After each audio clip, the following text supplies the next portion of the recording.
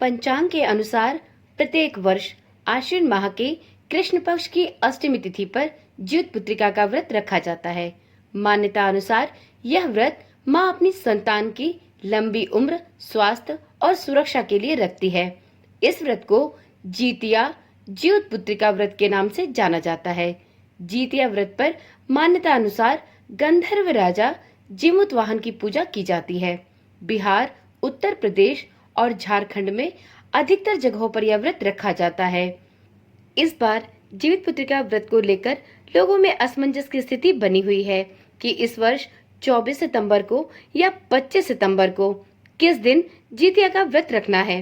तो आज की वीडियो में हम जानेंगे कि जीवित पुत्रिका का व्रत किस दिन रखा जाएगा, नहाय खाए कब होगा, व्रत का पारण किस दिन करना होगा, यह व्रत इस वर्ष कितने घंटों का रहने वाला है, क्या इस वर्ष जीवित पुत्रिका का व्रत पहली बार उठाया जा सकता है। ऐसे अनेकों प्रश्नों का जवाब इस वीडियो के माध्यम से दिया जाएगा। वीडियो के अंत में ये भी जानेंगे कि जो भी महिलाएं जीवित पुत्रिका व्रत रखती हैं, उन्हें जीवित पुत्रिका व्रत के दिन एक ऐसा कौन सा कार्य है जिसे अवश्य करना चाहिए। यदि वह इस कार्य को इस व्रत के दिन करती हैं, तो इसके उन्हें कुछ विशेष लाभ प्राप्त होंगे। ओम नमः शिवाय, जय श्री कृष्णा। आप सभी का सनातन धर्मसार चैनल पर बहुत बहुत स्वागत है। मित्रों, छठ पूजा की तरह ही जीवित पुत्रिका व्रत भी 3 दिनों तक किया जाता है। इन 3 दिनों में पहले दिन नहाय खाए की परंपरा निभाई जाती है, दूसरे दिन व्रत किया जाता है और अंतिम दिन पारणा किया जाता है। इस बार जीवित पुत्रिका व्रत का पहला दिन अर्थात नहाय खाए 24 सितंबर मंगलवार को रहेगा। वहीं खर जीतिया का व्रत 25 सितंबर दिन बुधवार को रखा जाएगा और 26 सितंबर गुरुवार के दिन इस व्रत का पारणा किया जाएगा।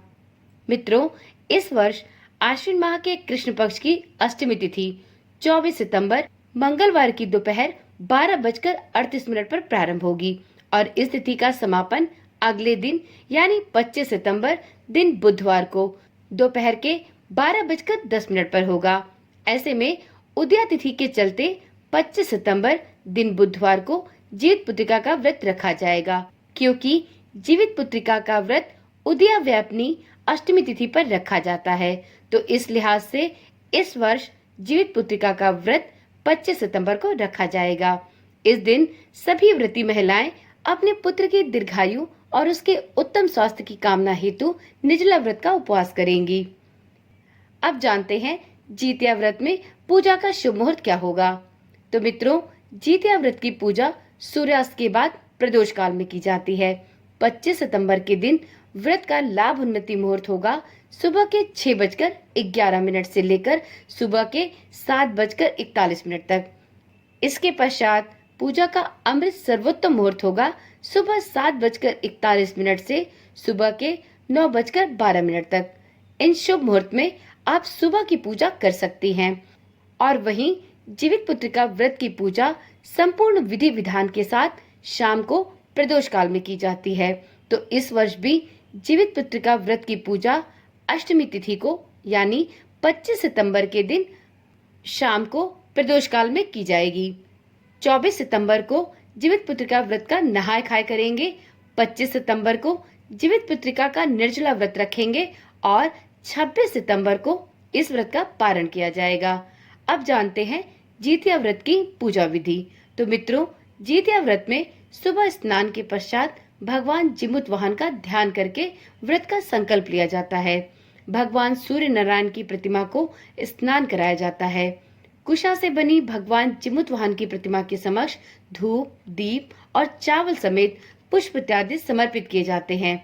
मिट्टी और गाय के गोबर से चील और सियारिन की मूर्ति बनाई जाती है। साथ ही भगवान सूर्य नारायण की आरती की जाती है। विधि विधान से भगवान जिमुतवाहन, चील और सियारिन, साथ में गोलक्ष्मी और अपने पितरों की पूजा करने के बाद जीतिया व्रत की कथा भी पढ़ी जाती है। और इस दिन अपने बच्चों की संख्या के अनुसार जीतिया गुथवाई जाती है और उसकी पूजा भी शाम के समय प्रदोष काल में की जाती है। इसके पश्चात पूजा का समापन करके अगले दिन पारण किया जाता है। मित्रों, जीतिया व्रत का पारण अगले दिन किया जाता है। 25 सितंबर को जितिया का व्रत रखा जाएगा और 26 सितंबर गुरुवार को व्रत का पारण किया जाएगा।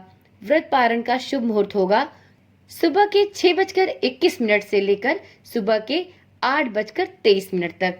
आप इस मुहूर्त में अपने जितिया व्रत का पारण कर सकते हैं और जो भी महिलाएं जितिया का खर व्रत रखना चाहती हैं वह इससे भी देर तक व्रत को रख सकती हैं और उसके बाद व्रत का पारण कर सकती हैं, क्योंकि कुछ क्षेत्र विशेष में ऐसे नियम है कि जीवित पुत्रिका का व्रत 24 से लेकर 36 घंटे तक रखा जाता है।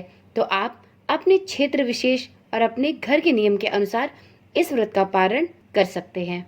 इस बार जीवित पुत्रिका का व्रत 24 घंटे का रहने वाला है। आप 24 घंटे तक निर्जला व्रत करके इसके बाद व्रत का पारण कर सकती हैं।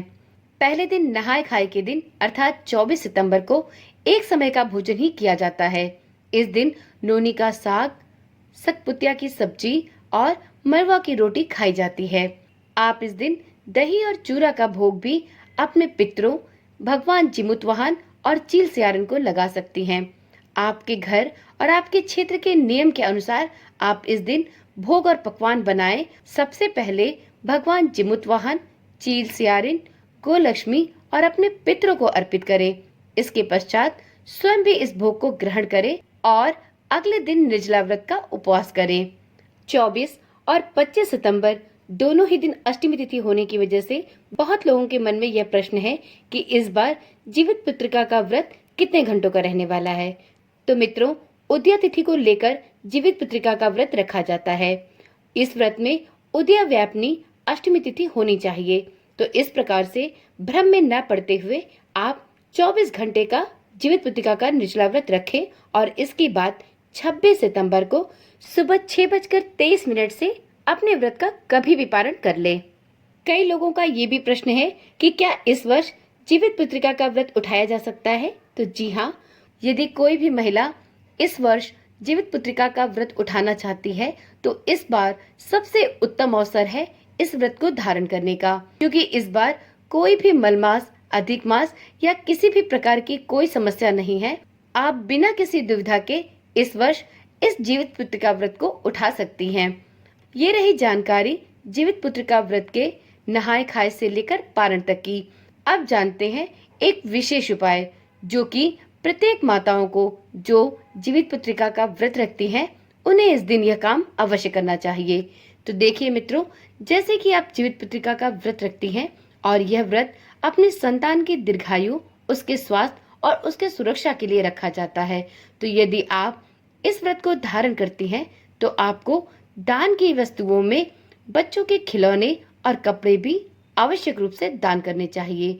यदि आप पारणा के दिन अन्न और दक्षिणा के साथ ही जरूरतमंद लोगों को बच्चों के कपड़े और खिलौने दान करती हैं तो यह चीजें आपके पास भविष्य में वापस लौट कर आती हैं और भगवान जिमुतवाहन की कृपा से आपको इसके विशेष लाभ प्राप्त होते हैं। तो इसलिए इस जीवित पुत्रिका व्रत में अपनी दान दक्षिणा की सामग्री में बच्चों के खिलौने और बच्चों के कुछ कपड़े भी अवश्य रखें और इन्हें जरूरतमंद लोगों को दान करें। इससे आपको विशेष पुण्य की प्राप्ति होगी और उनका आशीर्वाद आपके बच्चों को भी प्राप्त होगा। तो चलिए आज की वीडियो यहीं पर समाप्त करते हैं। जीवित पुत्रिका व्रत से संबंधित अनेक वीडियोस आपको मिलती रहेंगी। आप इस चैनल के साथ जुड़े रहें और चैनल को सब्सक्राइब कर लें, जिससे इस चैनल पर डाली जाने वाली सभी वीडियोस की सूचना आपके पास बिना किसी रुकावट के पहुंचती रहे। ओम नमः शिवाय। जय श्री कृष्णा। राधे राधे।